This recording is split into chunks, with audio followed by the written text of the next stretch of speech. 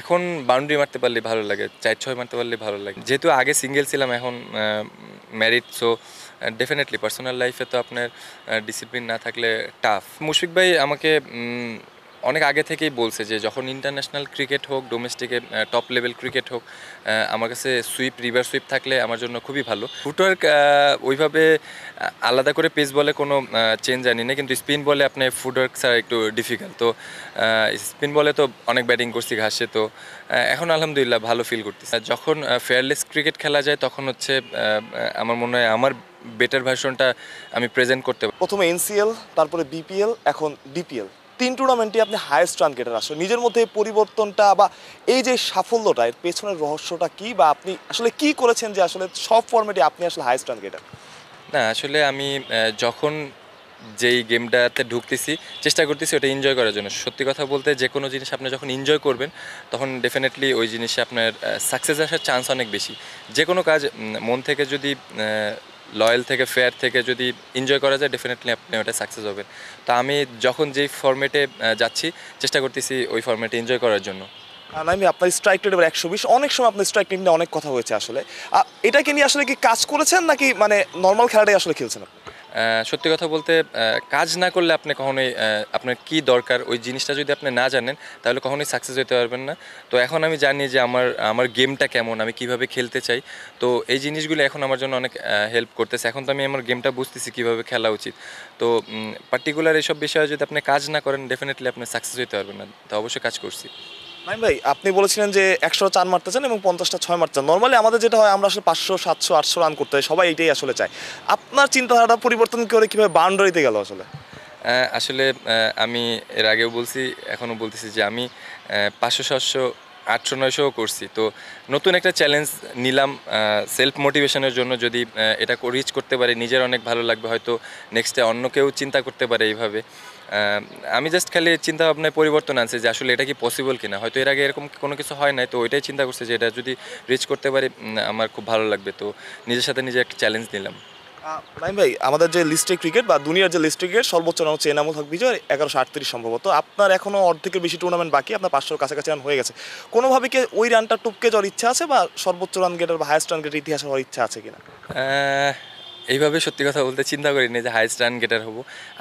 আমি আমার 100% যেটা আছে যে আমার সর্বোচ্চ লেভেলটা দিয়ে আমি খেলতেছি কিনা, আমি আসলে ডোমিনেট করে খেলতে পারতেছি কিনা, আমি ইন্টারন্যাশনাল ক্রিকেট কীভাবে খেলতে চাই, আমি ওই ওয়েতে যাইতে পারতেছি কিনা, এই জিনিসগুলি আমি নিজের দিকে বেশি খেয়াল রাখতেছি। হাইস্ট রান গেটার হওয়ার দিকে আমার কোনো কনসেন্ট্রেটই নাই, বাট ওটা মাথায় আছে যে আমি বাউন্ডারি একটু বেশি মারবো।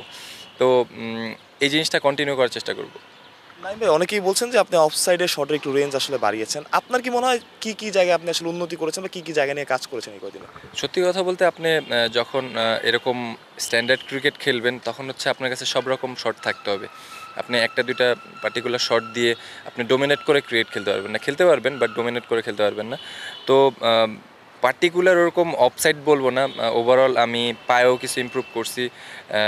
পুল শটটা নিয়ে বেশ কাজ করছি, বাট কাভার ড্রাইভ নিয়ে অনেক বেশি কাজ করছি। কাজ করা হয়েছে, ওরকম স্পেসিফিক বলতে চাই না যে এরকম এরকম কাজ করছি।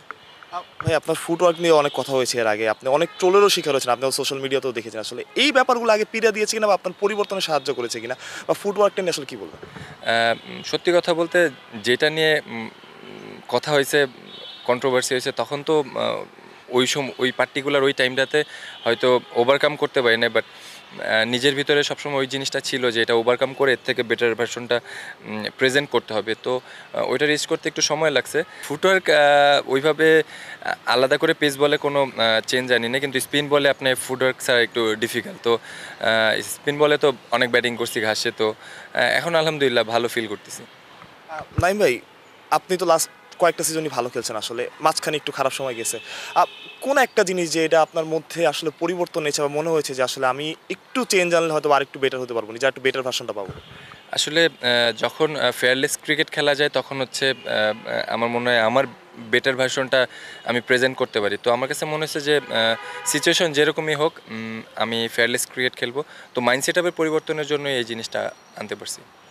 অনেক সময় যেরকম হয় যে ঘরোয়া ক্রিকেটে আমরা অনেক রান করি কিন্তু ইন্টারন্যাশনাল ক্রিকেটে ওই পারফর্মটা আসলে করতে পারি না। আপনার কাছে কি মনে হয় যে আপনি আসলে ইন্টারন্যাশনাল ক্রিকেটের জন্য এখন পুরোপুরি প্রস্তুত, ঘরোয়া হোক বা ইন্টারন্যাশনাল ক্রিকেট হোক? আলহামদুলিল্লাহ, লাস্ট ৩ বছর যেভাবে কাজ করতেছি এখন আলহামদুলিল্লাহ ওয়েল প্রিপেয়ার্ড। এখন ইন্টারন্যাশনাল সব রকম ক্রিকেট খেলার জন্য আমি ওয়েল প্রিপেয়ার্ড, এখন ওয়েল ম্যাচুয়ার্ড। তো ওইভাবেই কাজ করতেছি, ডোমেস্টিক এরকমভাবে খেলতেছি না যে আসলে আমি ডোমিনেট করে খেলতে চাইতেছি। ইন্টারন্যাশনালে যেভাবে খেলবো ডোমেস্টিক ঠিক ওইভাবেই খেলার চেষ্টা করতেছি। আপনার প্রিয় শট আসলে কোনটা? এখন বাউন্ডারি মারতে পারলে ভালো লাগে, ৪-৬ মারতে পারলে ভালো লাগে। এই পরিবর্তন আসলে কিভাবে আসলো? মানে ৪-৬ মারতে পারলে ভালো লাগে। অনেকে বলতো আগে মানে সমালোচনা করেই বলতো যে নাইমের তো ফুটওয়ার্কের সমস্যা, নাইম তো সিঙ্গলস বের করতে পারে না, এইজন্য আসলে ৪-৬ ট্রাই করে। ব্যাপারটা কি ওরকম কিনা?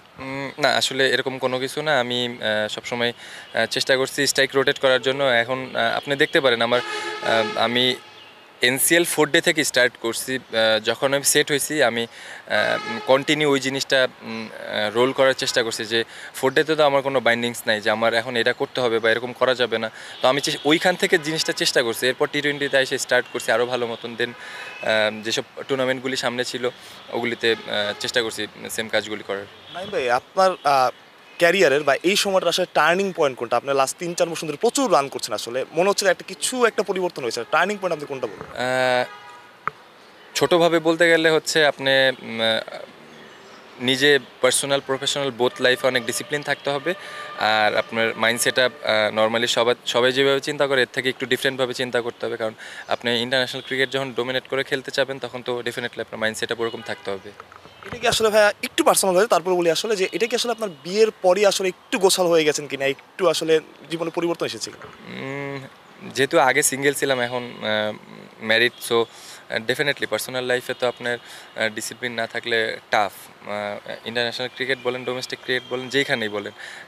আর এখন যেহেতু লাইফ পার্টনার আছে, অবশ্য বিয়ের পরে তো অনেক পরিপূর্ণ আলহামদুলিল্লাহ। তো বলতে পারেন। নাইম ভাই, যদি বলা হয় আসলে এই যে স্ট্রাগল একটা পিরিয়ড আপনি পার করেছেন ২ বছর, তো এই সময়টায় আসলে আপনার পাশে কে ছিল বা একজনের নাম যদি ক্রেডিট আপনি দিতে চান আসলে কাকে দিবেন, কার সাথে কাজ করেছেন বোথ পার্সোনাল মানে আপনার ক্রিকেটিং লাইফে? না, ওইভাবে পার্টিকুলার আমি একজনের নাম বলতে পারবো না যে আসলে এই স্পেসিফিক এই একটা মানুষই আমার অনেক বেশি সাপোর্ট করছে। সত্যি কথা বলতে গেলে ফ্যামিলি অলওয়েজ পাশে ছিল। দেন বলতে গেলে অনেক মানুষ চলে আসবে, বাট সাবিত ভাই নামে একটা বড় ভাই আছেন, উনি মাইন্ড ট্রেনার। ওনার সাথে আমি পার্সোনালি অনেক কাজ করছি, অনেক টাইম স্পেন্ড করছি। মুশফিক ভাই আমাকে অনেক আগে থেকেই বলছে যে যখন ইন্টারন্যাশনাল ক্রিকেট হোক, ডোমেস্টিকে টপ লেভেল ক্রিকেট হোক, আমার কাছে রিভার সুইপ থাকলে আমার জন্য খুবই ভালো। তো ওই জিনিসটাই আমি নিজের ভিতরে প্রপার আর্ন করার চেষ্টা করছি যে যত ভালোভাবে এই জিনিসগুলি নিজের ভিতরে নেওয়া যায়, রিভার সুইপ, স্কুপ, এগুলি আপনি টি-20 ক্রিকেট, ওয়ান ডে ক্রিকেট যখন ডোমিনেট করে খেলতে চাবেন ডেফিনেটলি এগুলি আপনার ভিতরে থাকতে হবে।